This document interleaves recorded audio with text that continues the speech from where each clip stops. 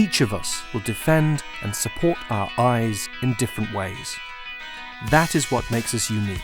This uniqueness is what drives some to do what others may consider to be extreme. The first time I skydived was in 1992. Real close high school buddy of mine, they called me up, they said, hey man, we're gonna go jump out of planes.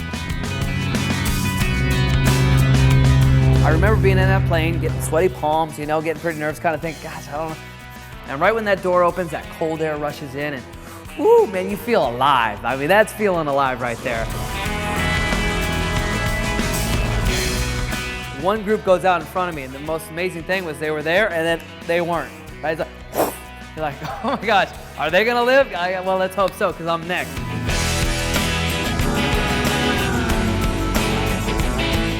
Then I went out, and I remember being out in free fall. I can still remember I was looking down at the ground, and I think I was screaming the whole time, ah, yeah!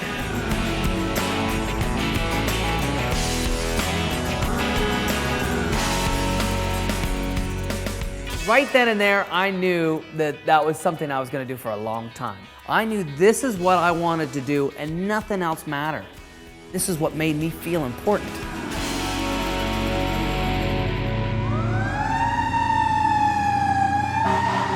And then it just so happened that my apartment catches on fire.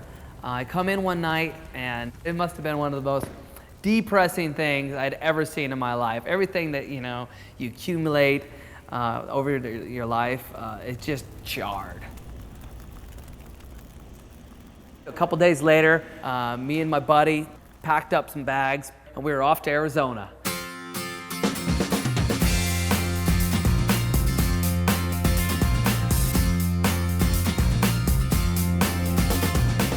So we skydived and we did it for 20 days. We did almost 300 jumps in those 20 days. By doing all those jumps, we came up with this new concept where we were learning about how to fly on our feet and on our heads and what is now known as free flying.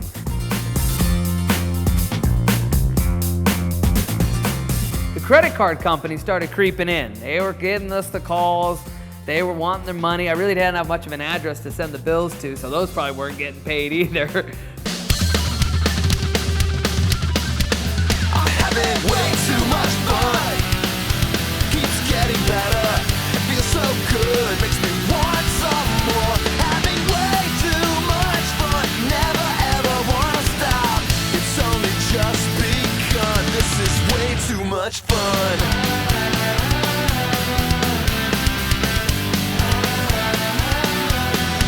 As I'm having way Consciously, when you do what makes you feel important, then there's nothing you can't accomplish. And that was true for me in that when me and my teammate put all our energy into skydiving, and that's all we were gonna do. We didn't know what the result was gonna be, but we knew we put all our passion and our heart into it. Doors just started opening up. We were picking up sponsorships, we started doing events, we started traveling the world.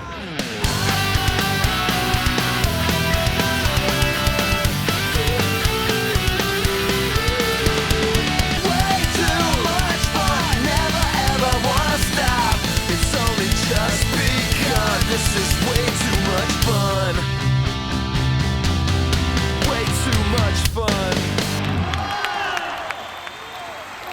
What's funny is that I always wanted to get on TV or be in a film or do some more theater.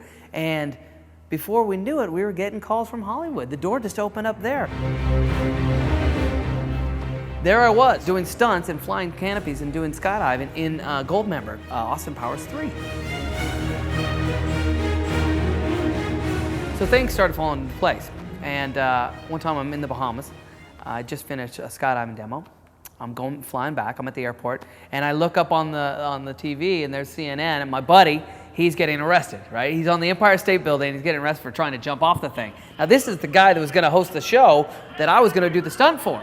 But then boom, I'm thinking, wait a minute, they're gonna need a host. That's me.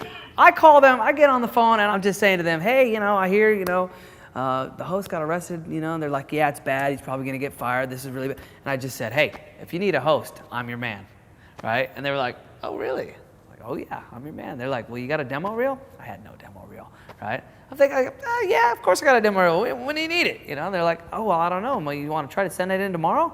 Like, sure, I'll do that right away, no problem. Talk to you then, click. I'm I'm just like, call my buddy. I'm like, hey, come meet me at the skydiving center. We need to shoot a demo reel right now. So that same day I was out there, we're shooting, I'm just talking, blah, blah, blah, blah, blah. Cool stuff. Today what we're gonna do, we're gonna watch Eli Thompson, myself, go jump on a blimp, get out of a plane, land on 4 o'clock in the morning the next day, I had a demo reel done. Before I knew it, they called me back, they said, we love the demo reel, we wanna know if you can do a screen test tomorrow. And then from there on, I mean, from the time that I made that call about being host, 2 weeks later, I had the job and I was in Hawaii shooting my first show. The stunts you're about to see are done by highly trained professionals. If you tried them yourself, you could be seriously injured or killed. So please do us a favor. Enjoy the show, but don't try this at home.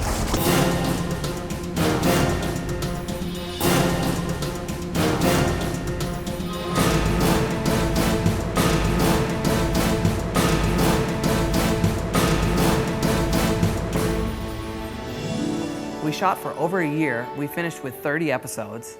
And towards the end of the shooting, I realized that I wanted a little bit more creative control. So I started looking into executive producing. Right now I have about 3 projects that are getting off the ground. I finished with a book, I got a book out.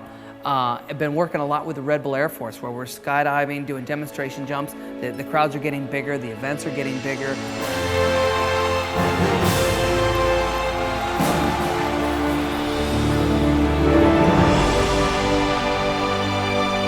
And looking back, I mean, I wouldn't have been able to do this all without following what made me feel important. That is what opened the door to all the success I've had.